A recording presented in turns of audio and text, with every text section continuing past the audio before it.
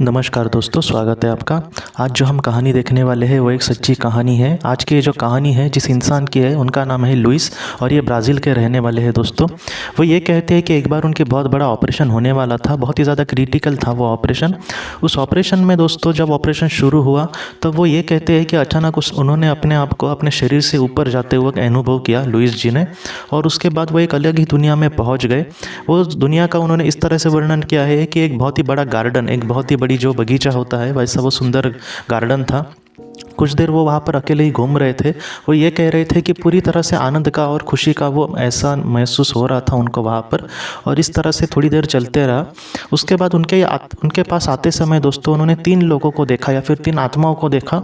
आत्माओं को मतलब वो ये कहते हैं कि पहले तो उन्होंने किसी को पहचाना नहीं, लेकिन वो एकदम जब करीब आ गए तब उन्होंने उनको पहचान लिया। उसमें से एक उनके दादाजी थे दोस्तों, और दूसरी जो एक औरत थी वो उनके सास थी, ऐसे लुइस कहते हैं। और तीसरा भी एक था उनके साथ, वो उनका चचेरा भाई था जिसकी जब वो 7 उम्र का था तब इस दुनिया से चला गया था, उसकी डूबकर मौत हो गई थी। वो तीनों उसके पास आए। उसकी जो दादाजी थे दोस्तों, उन्होंने उसके गाल पे हाथ लगाया और कहा कि हम तुम्हें बहुत मिस करते हैं। तुम जो भी अच्छा काम करते हो या फिर पृथ्वी पर जो भी तुम अच्छा करते हो उसके लिए हम दिल से तुम्हारे यहाँ से दुआ देते हैं। हम हमेशा तुम्हारे साथ है। हम वहाँ पर तुम्हें दिखते नहीं, लेकिन फिर भी हम तुम्हारे साथ है।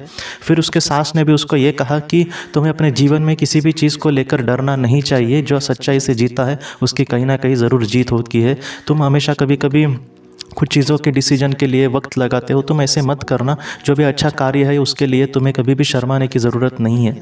तो इस तरीके से लुइस को उसके सास ने ऐसी बातें कही, लेकिन ये बातें भी ऐसे कहते हैं दोस्तों कि उसमें ज़रा भी हमें किसी को लेकर बुरा नहीं लगता, या फिर वो हमें डांटते नहीं। वो बहुत ही प्यार से कहेंगे और हम भी उसको प्यार से समझ जाते हैं। और तीसरा जो उनको इंसान मिला था वो उनका चचेरा भाई था। जब 7 उम्र की उस दिन उसकी मौत हो गई थी। अब तो उसकी जो उम्र थी दोस्तों वो तकरीबन 20-25 साल की लग रही थी, लेकिन लुइस जी ने उसको पहचान लिया। उस लड़के ने दोस्तों, उसके भाई ने लुइस को गले लगाया और कहा कि हम तुमसे बहुत प्यार करते हैं, और तुम्हारी पृथ्वी पर तुम्हारे जो भी नातेवाईक है, तुम्हारे जो भी रिश्तेदार है, हमारा जो परिवार है, हम उसके हमेशा साथ है। तुम ऐसा मत समझना कि हम इस दुनिया से, पृथ्वी से जल्दी चले गए, इसका मतलब हम वहाँ पर नहीं है।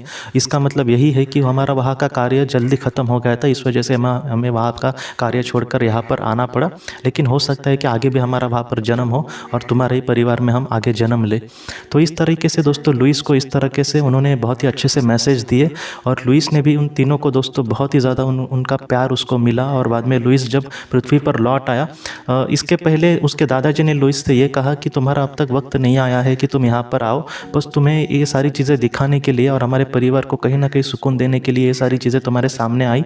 और उसके दादाजी ने ये भी कहा कि भविष्य में अगर तुम्हें कोई ऐसा वक्त मिले जहाँ पर तुम लोगों के सामने अपने अनुभव शेयर कर सको तो भी वो अच्छा होगा। तो इस तरीके से लुइस ने बहुत सारे लोगों के सामने आज भी वो ये अनुभव कहते हैं और उनको भी दिलासा देते हैं कि आज अगर तुम्हारे अपने लोग तुम्हारे साथ नहीं है तो इसका मतलब नहीं है कि वो हमेशा आपके साथ नहीं है, वो कहीं ना कहीं आपके साथ ज़रूर है दोस्तों, और एक ना एक दिन आपकी उनके साथ ज़रूर मुलाकात होगी। और इस तरीके से बाद में लुइस पृथ्वी पर दोस्तों लौट आए। वो मतलब उनका जो ऑपरेशन था वो ठीक ठाक हो गया, और उसके बाद वो धीरे धीरे ठीक होने लगे।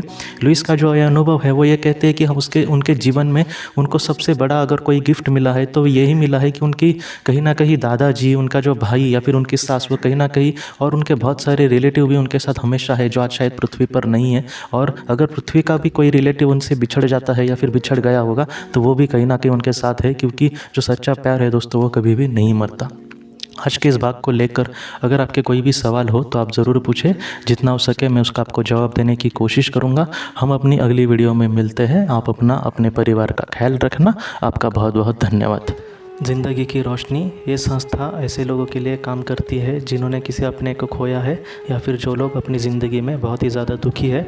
जो लोग इस संस्था से जुड़ते हैं उनको तकरीबन 50 किताबें भेजी जाएगी उनके व्हाट्सएप पर या फिर ईमेल पर। ये किताबें आत्मलोक या फिर मौत के बाद हमारे साथ क्या होता है, इन सारी चीज़ों की आपको पूरी तरह से जानकारी देगी। और इसके साथ साथ आपको एक पास्ट लाइफ रिग्रेशन थेरेपी की ऑडियो भी भेजी जाएगी। इस ऑडियो की मदद से आप घर बैठे अपने पास्ट लाइफ रिग्रेशन करने की कोशिश कर सकते हो। बहुत लोग पास्ट लाइफ रिग्रेशन थेरेपिस्ट के पास किसी कारण के वश नहीं जा सकते, तो ऐसे लोगों के लिए मदद के लिए ये ऑडियो तैयार की गई है। तो आप ज़रूर इस संस्था से जुड़े। इस संस्था से जुड़ने के लिए सामने जो व्हाट्सएप का नंबर दिया है, आप कृपया उस पर संपर्क करें। आपका बहुत बहुत शुक्रिया।